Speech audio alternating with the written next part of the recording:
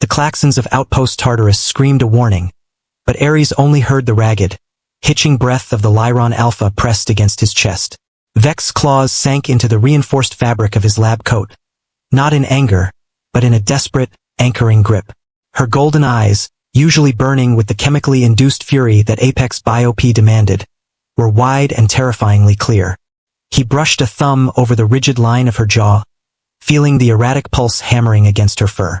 In a sterile facility built on suffering, the ultimate rebellion begins with a single prohibited act of kindness. Optimizing hell, it turned out, wasn't as clinical as the corporate brochure promised.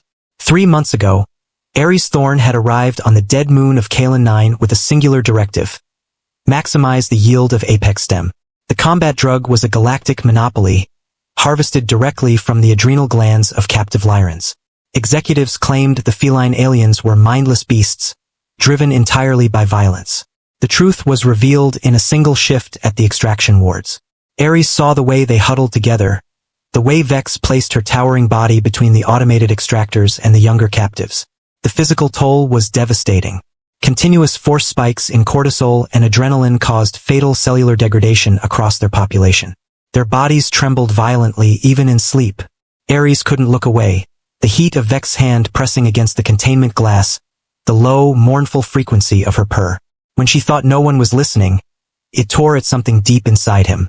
He couldn't simply process the dead and walk away. He began stealing hours in the subterranean labs. A corporate scientist weaponizes human empathy to destroy a galactic monopoly. It was a mad thought, but it took root. He engineered a retrovirus, a method of asymmetric psychological sabotage designed to rewrite neurochemical pathways. It would take the very compound that forced the Lyrons into a cycle of rage and turn it into a paralyzing empathy weapon against the buyers. An alien warrior and a human defector would transform a combat drug of rage into an inescapable instrument of justice. But science meant nothing without trust. Vex had watched him for weeks, the human who didn't carry an electroprod, the human who lowered his eyes to show he was no threat.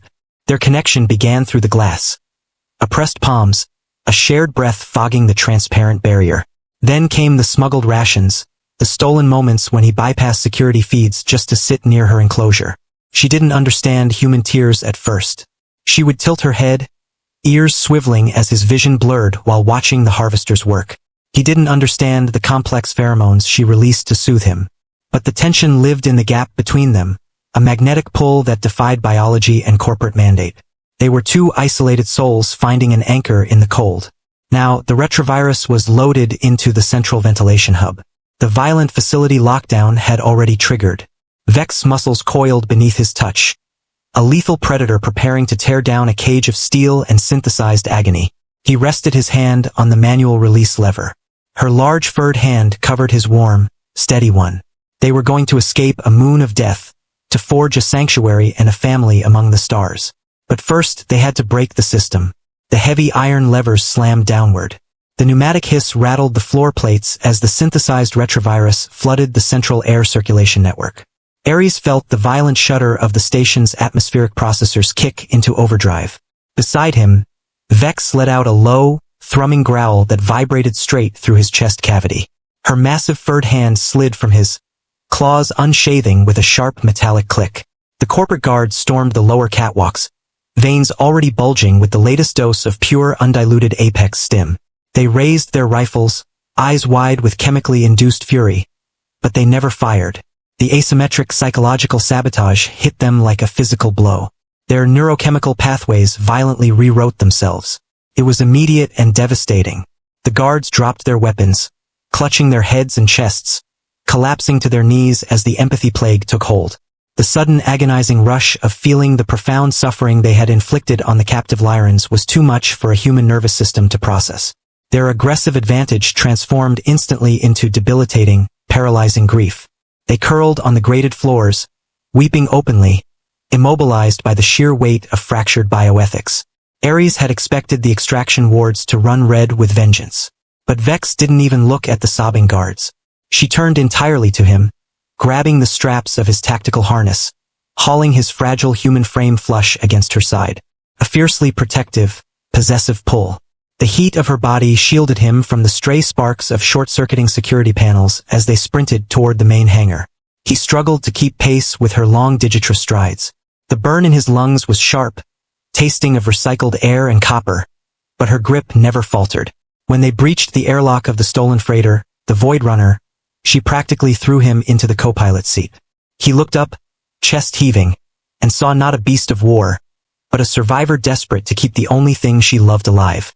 5 years later, the deafening wail of Tartarus was gone, replaced by the gentle rustle of a broadleaf canopy and the distant rush of a freshwater river. Sanctuary Prime lived up to its name. Aerys sat on the edge of the wooden deck, watching their twin suns dip low on the horizon. The door behind him slid open. He didn't need to turn around to know it was her. Vex settled onto the planks beside him. Her presence was a grounding weight, solid and warm.